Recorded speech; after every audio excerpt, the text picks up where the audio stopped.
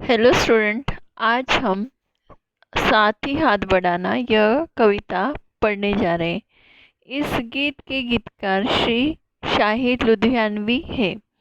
इस गीत में उन्होंने मेहनतकश लोगों को संबोधित करते हुए मिलजुल कर काम करने की क्या दी है, प्रेरणा दी है। चलो हम पढ़ते हैं अभी यह कविता।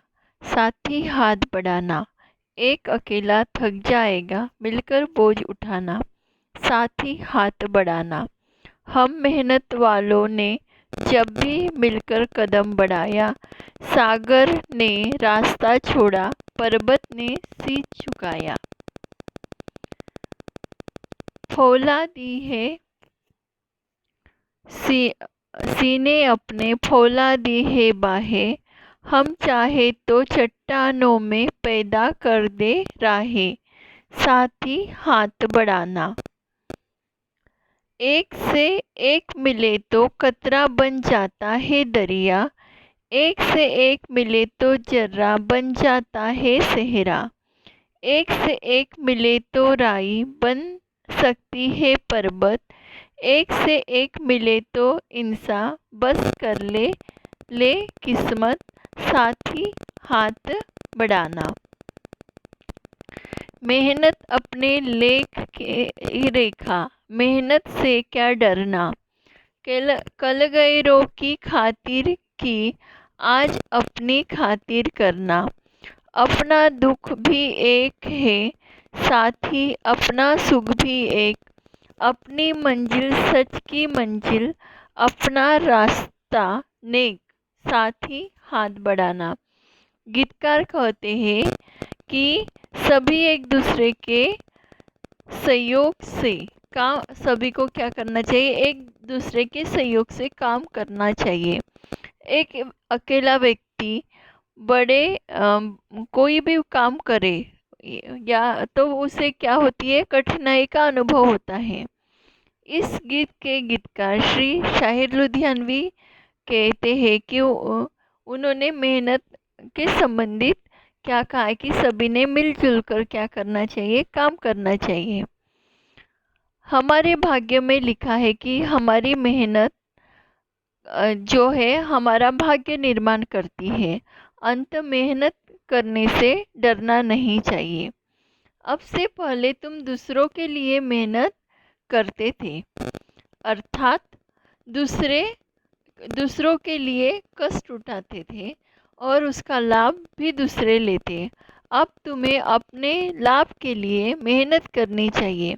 अब तुम्हारी मेहनत का लाभ दूसरे लोगों को नहीं उठाने देना चाहिए।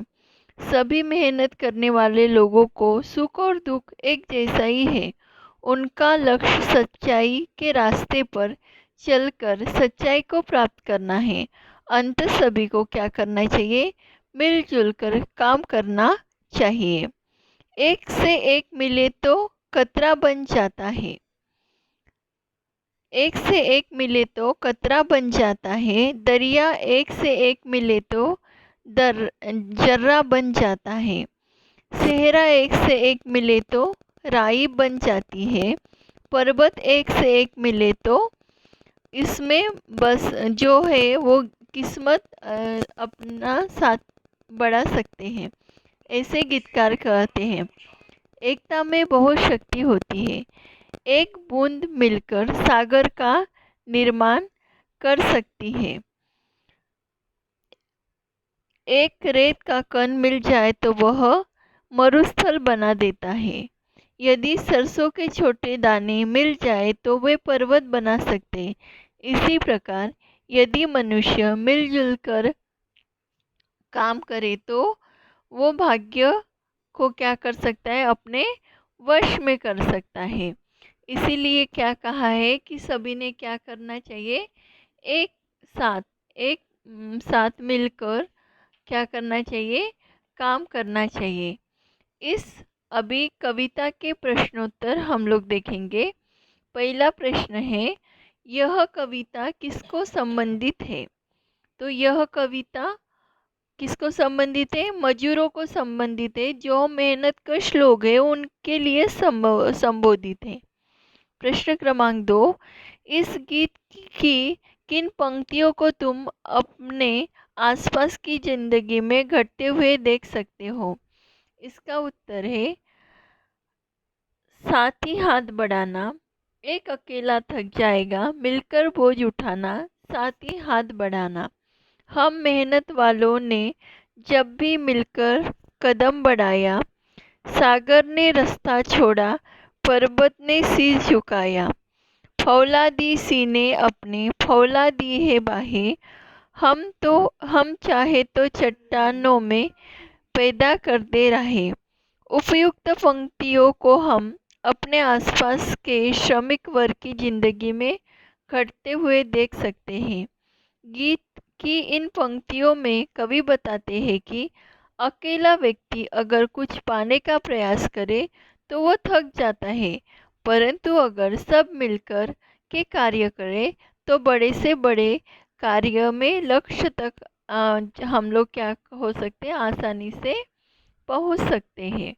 प्रश्न क्रमांक 3, सागर ने रास्ता छोड़ा, पर्वत ने शीश झुकाया, शाहिर ने ऐसा क्यों कहा है, लिखो। उत्तर, सागर ने रास्ता छोड़ा, पर्वत ने शीश झुकाया।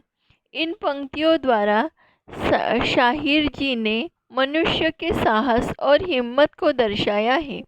यदि मेहनत करने वाले मिलकर कदम बढ़ाते हैं तो समुद्र भी उनके लिए रास्ता छोड़ देता है, पर्वत भी उनके साथ झुक जाते हैं, अर्थात ये आने वाली बाधाएं स्वयं ही टल जाती है। इसी हिम्मत के कारण मनुष्य पर्वत को काटकर मार्ग बना पाता है, सागर में पुलों का निर्माण कर पाया, चांद तक पहुंच गया। प्रश्न क्रमांक 4, गीत में सीने और बाह को फौलादी क्यों कहा है? उत्तर, मजबूत इच्छा शक्ति के लिए मजबूत सीना आवश्यक है और इन कार्यों को पूरा करने के लिए मजबूत हाथ आवश्यक है।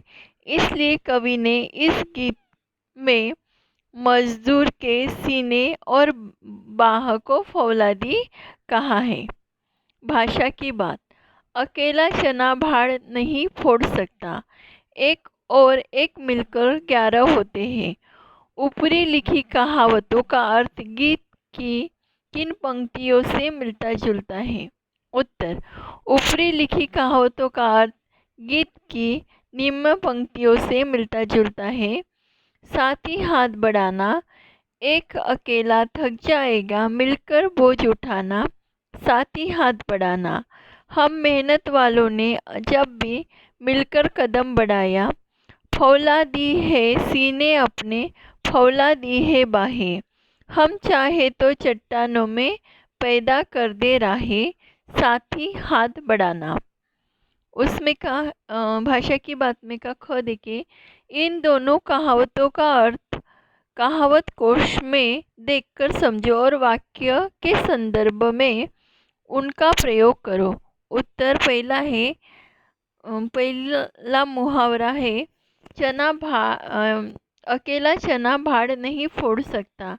उसका अर्थ है मिलजुल कर काम करने से जीवन में प्रगति संभव है।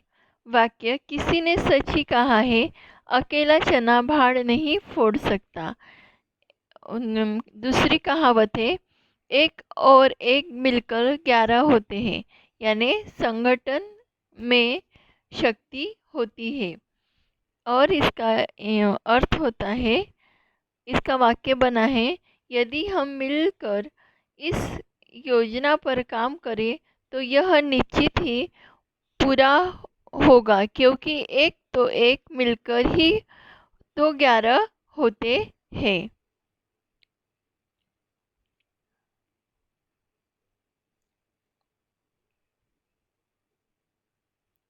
नीचे हाथ से संबंधित कुछ मुहावरे हैं, इनके अर्थ समझो और प्रत्येक मुहावरे से वाक्य बनाओ। हाथ को हाथ सूझना, हाथ साफ करना, हाथ पैर फूलना, हाथों में हाथ लेना और हाथ लगना। इसका उत्तर पहला जो मुहावरा है उसका उत्तर है हाथ को हाथ न लगना, हाथ न सूझना यानी अंधेरा होना। गांव के रास्ते पर आज भी बिजली की गांव के रास्ते पर आज भी बिजली की समस्या है। रात को बाहर निकलो तो हाथ को हाथ न सूझे, यानी पूरा अंधेरा होता है उसकी वजह से। दूसरा है हाथ साफ करना। शादी वाले घर में सतर्क रहना जरूरी है, वरना कोई भी हाथ साफ कर सकता है। तीसरा है हाथ पैर फूलना, यानी डर से घबरा जाना। सड़क पर चलते चलते अचानक सांप को देखा तो रामू के हाथ पांव पैर फूल गए। हाथ तो हाथ लेना यानी स्वागत करना। बेटे के विलायत से लौटने पर माँ पिताजी ने उसे हाथों हाथ लिया। हाथ लगना यानी अचानक मिल जाना।